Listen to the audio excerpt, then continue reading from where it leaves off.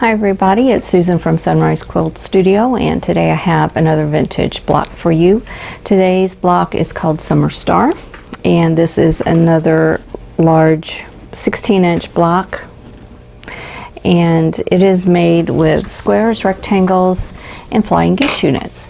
So it's not too difficult. You do have some points to match, and the main challenge in this block is that there are a lot of pieces, so it does take time. So this isn't one that is going to go together in 10-15 minutes. You're going to have to set aside some time for this or make it in sections. So I hope you'll join me and I'll show you how to put this block together.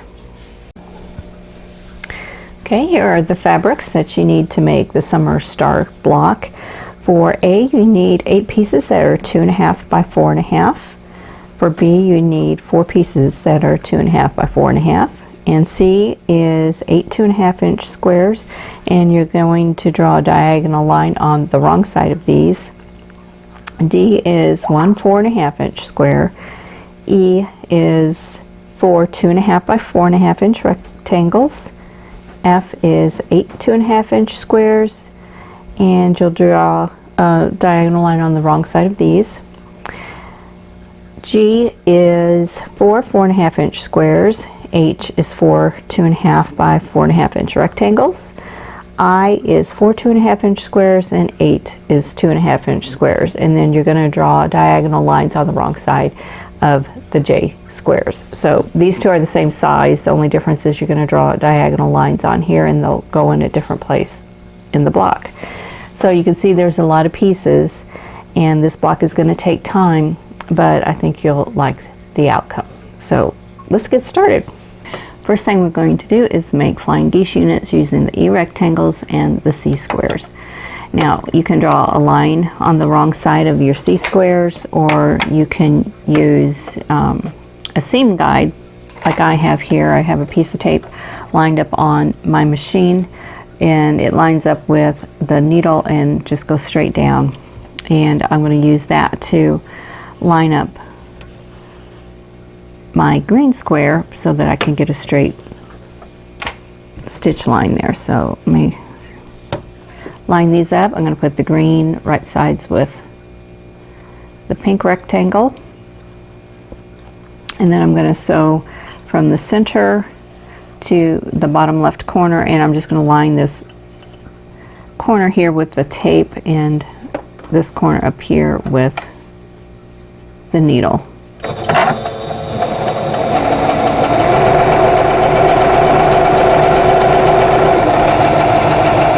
Okay, and then I'm just going to chain piece these together, so I'll have 4 flying geese units here. And of course you can use foundation paper if you want, or you can do the 4 at a time method or 2 at a time method.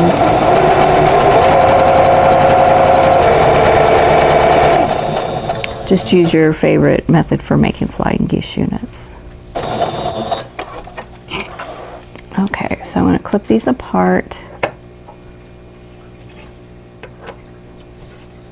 and then I'm going to trim off the outer corner, leaving a 1/4 inch seam allowance right here. And you can do this with your rotary cutter, but I'm just going to use my scissors since they're handy, and then I will press out. So I'll have that. So I'm going to do that to all 4 pieces. Okay, so now I'm going to put on the other side, and so I'm just laying this green square on the opposite side. I'm going to sew from the center to the lower right hand corner.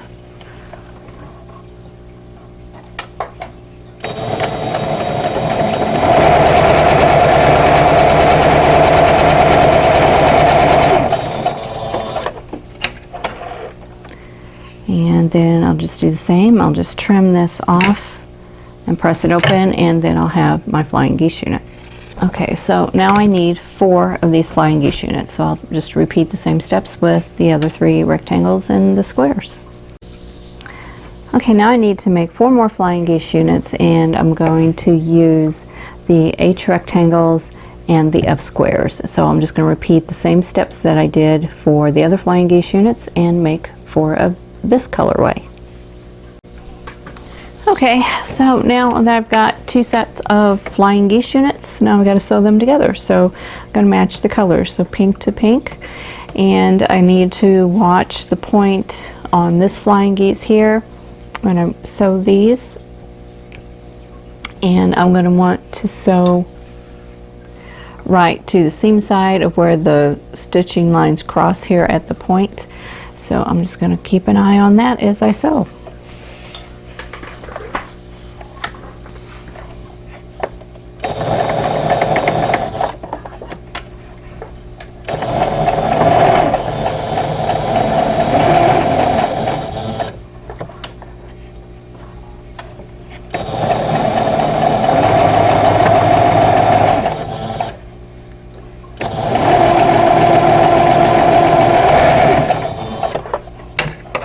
Okay, so here's the first set. I'm going to check that point, and it looks good. So there is the first set. So I'm going to sew all these together, and I'll have 4 sets of these. So now I'm going to press towards this flying geese here so that it doesn't blunt off this point. Okay, now we're going to make some rectangle units with A rectangles and J squares. We're going to do half of them in one direction, half in the other. So I'm going to divide these in half. So it'll be a stack of 4 of each.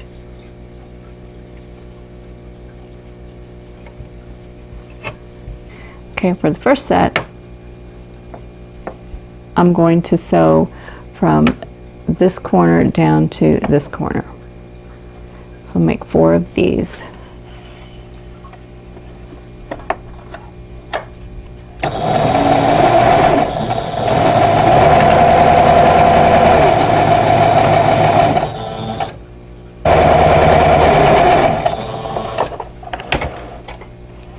Okay, I'm going to snip these apart, and then we're going to do it the same way you do with flying geese units. I'm going to trim off the outer corner and then press.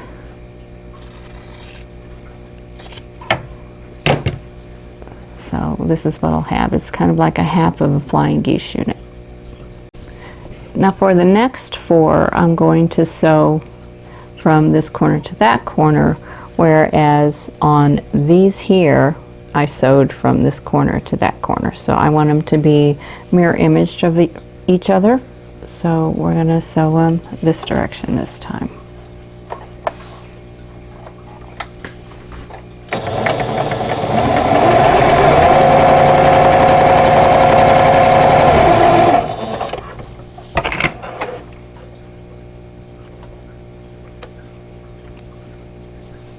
Okay, so I'm going to trim off this outer corner and press this up, and then I have this, whereas the other set are like that. So I have mirror image shapes. So I'm going to finish that up for the next 4. Okay, so now I need to sew these rectangle units to the flying geese units. So how that is going to work is we're going to match up the white to the center. So we have to use 1 of each here to make this unit. So I'm going to sew all of these with one side first, and then I'll add the other side.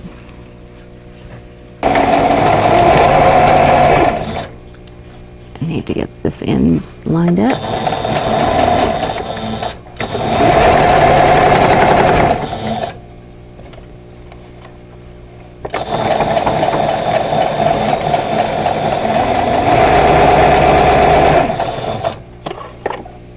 So now I'm going to sew the other side.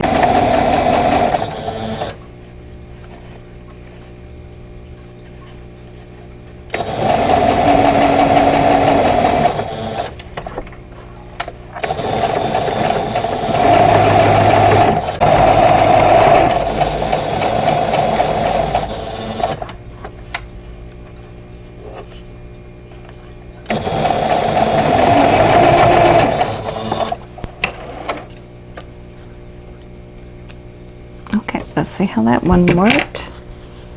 Pretty good. Okay, so here we go. So this unit is actually going to go like this. So I'm going to press and then do the other 4 of these, and then we'll move on. Okay, so here is the finished flying geese unit. So that one turned out pretty well. So now we need to make the center unit. Okay, I have all the pieces laid out for the center.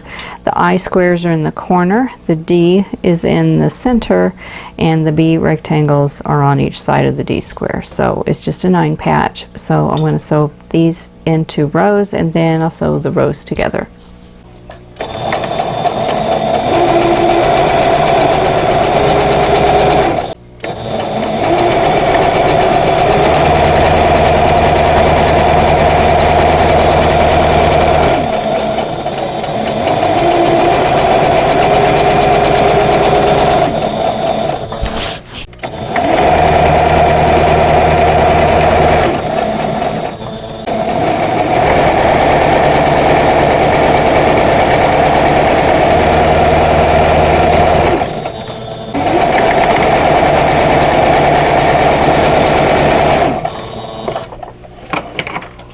Okay, now I've pieced them all together in chains, but I'm going to cut these apart and press and then sew the rows together.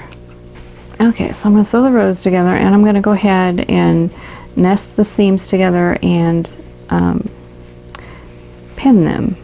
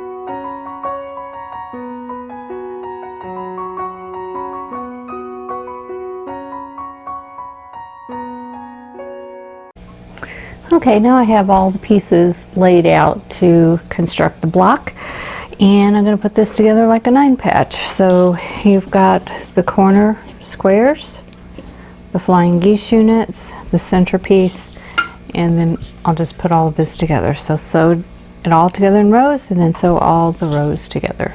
Okay, as I'm sewing, I will match points. These first 2 pieces, I don't have any points to match, so this will go through smoothly enough. And I'm just going to sew the first 2 pieces of each row, and then I'll attach the final piece on each row, and then press, and then sew the rows together.